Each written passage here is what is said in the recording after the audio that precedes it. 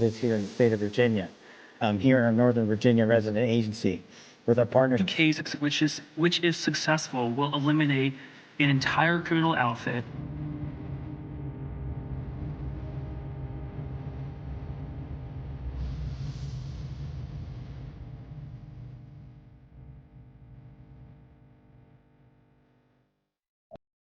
"33 alleged members of violent Kensington drug trafficking organization indicted in historic federal case."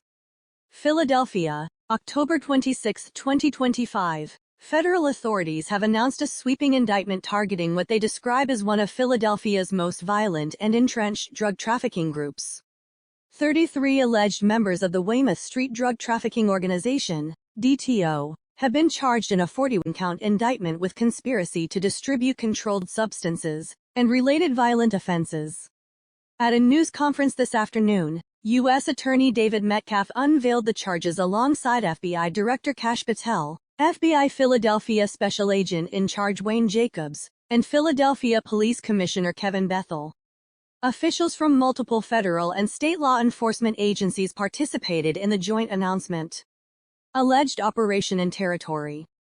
According to the indictment, the Weymouth DTO operated from January 2016 through October 2025, primarily selling fentanyl, heroin, crack cocaine, and cocaine in the 3100 block of Weymouth Street, an area described by prosecutors as one of the most prolific drug blocks in the city. The group allegedly maintained an open-air drug market that operated around the clock and expanded its territory to nearby locations, including F Street and Clementine Street, East Street and Wishart Street, and 3000 Potter Street. Prosecutors alleged that the DTO used violence, intimidation, and retaliation to control its territory, carrying out shootings, assaults, and threats against rivals and suspected informants. Leadership structure. The organization was allegedly led by Jose Antonio Morales Nieves, also known as Flaco, 45, of Luquillo, Puerto Rico.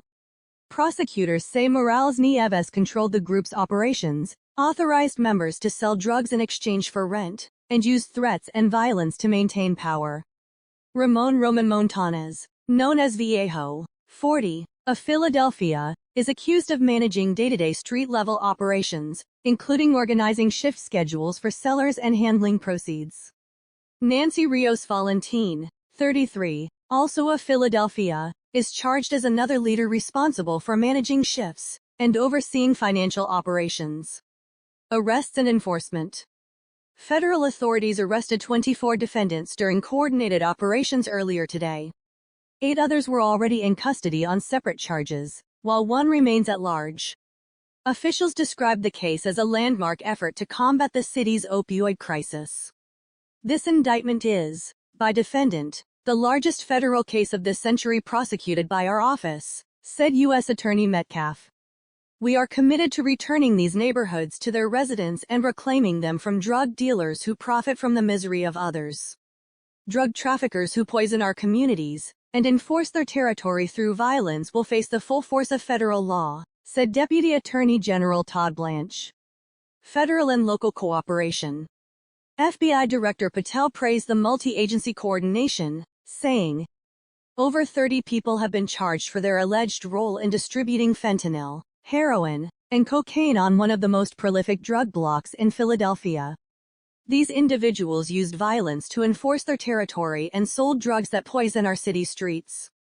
FBI SAC Wayne Jacobs added that today's arrests are a significant step toward restoring safety, security, and quality of life for the affected neighborhoods. Philadelphia Police Commissioner Kevin Bethel credited the joint effort between city, state, and federal partners. "This is one Philly in action, exactly the model Mayor Parker has demanded from day one. Not turf battles, not silos, but agencies standing shoulder to shoulder around a single mission, protecting the people of the city." Part of the PSN Recon Initiative. The case falls under PSN Recon, a new intelligence-led enforcement program launched by the U.S. Attorney's Office for the Eastern District of Pennsylvania. The initiative identifies and targets Philadelphia's most violent offenders, and builds upon the Department of Justice's Project Safe Neighborhoods, PSN, framework. Investigation and prosecution. The case was investigated by the FBI and the Philadelphia Police Department, with assistance from the Drug Enforcement Administration, DEA, and the Pennsylvania Office of Attorney General. It is being prosecuted by Assistant U.S. Attorneys Sarah Salo and Jason Grenell. Presumption of innocence. Authorities emphasize that the charges in the indictment are allegations only, and all defendants are presumed innocent until proven guilty in court. Justice Department launches PS and Recon initiative to target Philadelphia's most violent offenders. Philadelphia, federal, state, and local law enforcement agencies have joined forces under a new initiative called PS and Recon, a criminal intelligence program designed to identify and target Philadelphia's most violent and dangerous offenders. The program builds upon the original mission of the Department of Justice's Project Safe Neighborhoods, PSN, a nationwide strategy that fosters collaboration between federal prosecutors and local law enforcement to reduce violent crime. Intelligence-driven targeting.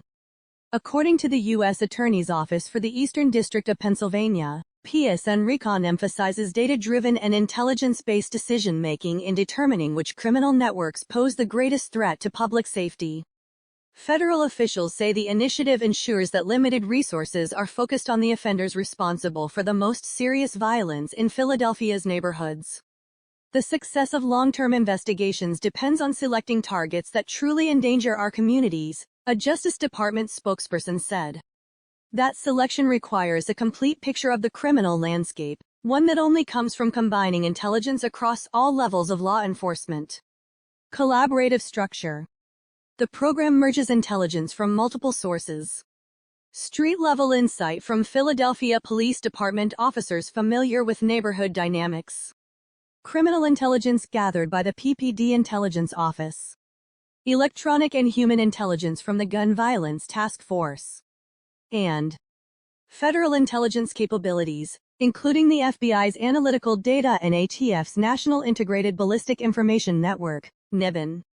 By integrating these systems, PS and Recon aims to produce a unified, real-time picture of criminal activity across the city, enabling prosecutors and agents to direct resources where they are most effective. Diagnostic tool, not enforcement directive. Officials stress that PS and Recon is not an enforcement program dictating which crimes must be prosecuted. Instead, it functions as a diagnostic and analytical tool that helps law enforcement pinpoint the most significant violent actors for future investigation and prosecution. Unlike a traditional fusion center, PS and Recon is led by agents and prosecutors who actively work together to develop actionable intelligence, rather than merely compiling or exchanging information. Unified law enforcement effort. Described as a global partnership among law enforcement agencies, PS and Recon seeks to strengthen cooperation between federal, state, and local authorities. Through proactive intelligence gathering and analysis, the program aims to attack the threat of violence with strength, wisdom, and teamwork, according to officials involved in the initiative. The possible outcomes of the Kensington drug trafficking case, formerly involving the Weymouth Street drug trafficking organization and its 33 defendants, will depend on how the charges proceed through the federal criminal justice system. Below is a fact-based breakdown of what may occur, based on standard federal procedures and the charges described. 1. Pre-trial and plea agreements. Most federal drug conspiracy cases end in plea agreements, not trials. Defendants may plead guilty in exchange for reduced sentences or dismissal of certain counts. The government often negotiates with lower-level members to secure testimony against higher-ranking leaders. The defendants will be arraigned, and those in custody may request bail, though violent crime and conspiracy charges make release unlikely for many. 2. Trial possibility. If any defendants reject plea deals, they could go to trial in federal court in the Eastern District of Pennsylvania. Convictions could result in decades-long sentences, depending on the quantity and type of narcotics proven, use of firearms or violence, leadership roles in the organization, prior criminal history, and whether any deaths or injuries are linked to the drug distribution. 3. Sentencing ranges, federal guidelines. If convicted, sentencing would follow the U.S. sentencing guidelines, which consider drug weight, leadership role, and violence. Typical ranges for similar federal narcotics and violent conspiracy cases. Street-level dealers, 10 to 20 years imprisonment. Mid-level managers, 20 to 30 years. Leaders/organizers, like Morales Nieves, potential life imprisonment. Firearms or violent acts, for example murder, assault, may trigger mandatory life sentences under federal law. 4. Asset seizure and community impact. The government may seize cash, vehicles, and properties linked to the drug operation through forfeiture proceedings. Long term, the case is expected to disrupt drug supply chains in Kensington, reduce open-air drug market activity in the targeted blocks, and strengthen law enforcement cooperation under the PS and Recon Initiative. 5. Appeals and post-conviction review. Any convicted defendants have the right to appeal on procedural or constitutional grounds. If successful, appeals could lead to sentence reductions, retrials, or reversals, though such outcomes are rare in large-scale federal narcotics cases. 6. Broader policy outcome. Federal prosecutors will likely use this case to demonstrate the effectiveness of intelligence-driven initiatives like PS and Recon. If the prosecution succeeds, it could set a precedent for similar multi-agency operations targeting violent drug networks in other U.S. cities.